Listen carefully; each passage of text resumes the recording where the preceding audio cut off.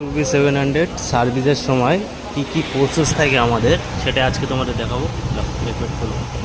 প্রথমে আমরা ব্ল্যাক প্যাডটা খুলে নিচ্ছি। ব্রেক প্যাড যা আছে চলে যাবে।